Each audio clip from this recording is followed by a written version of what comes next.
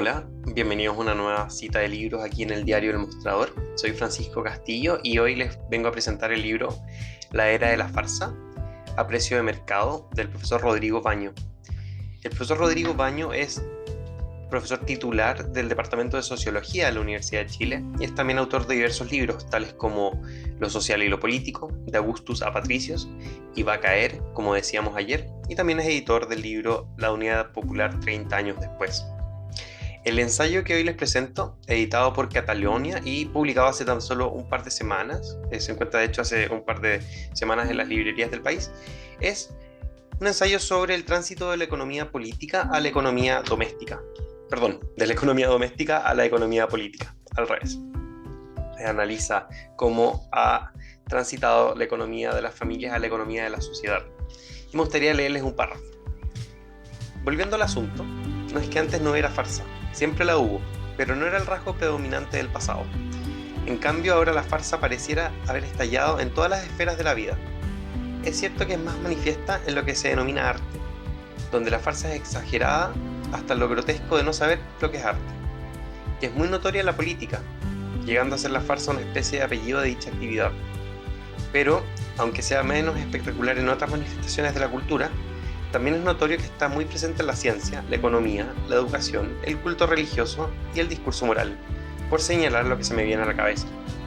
El profesor Baño analiza, como les decía, el tránsito de la economía doméstica a la economía política, teniendo como presupuesto que nuestra época es especial, o más bien hemos cambiado cultural y socialmente, y que este cambio tiene mucho que ver con las relaciones que podrían existir entre las condiciones materiales de existencia y nuestra realidad, cómo construimos cultura y sociedad, ¿no?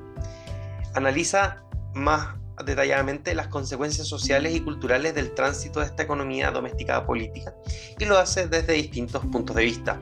Por cierto, la sociología es su especialidad, pero también la economía, el derecho, la historia, la literatura, el arte, la música, etc.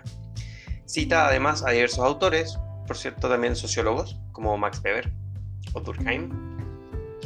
Y es interesante puesto que en un mundo donde se dice que consumiremos más noticias fake, más fake news que noticias reales, se atreve a analizar sin un análisis, sin que sea inmediatista, sin que sea solo de este momento, cómo nuestra cultura occidental y nuestra forma de construir sociedad ha ido cambiando a medida que nuestras condiciones culturales y nuestras condiciones materiales, por cierto, cambian.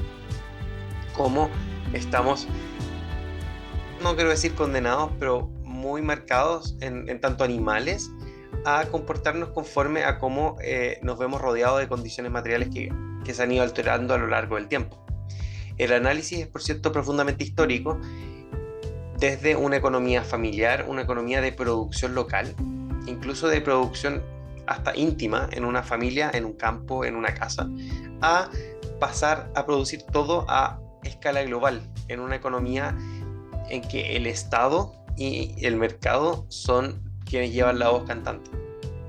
Les invito a leer este ensayo llamado La Era de la Farsa, del profesor Rodrigo Baño.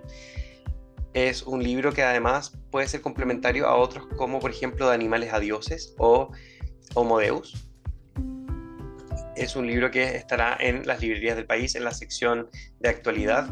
Me parece un ensayo muy interesante porque además está escrito en un lenguaje no formal, es un lenguaje muy cercano al lector, es un lenguaje que también da cuenta de la ironía al escribir del profesor Baño y cómo las preguntas que se plantean son las preguntas que quizás nos estamos haciendo muchos de nosotros en un tiempo en que, en una vuelta de tuerca de la historia, nos encontramos ante avances de espacios no democráticos, con crisis económica, con crisis política, por cierto, nuestro país con una transformación constitucional muy relevante.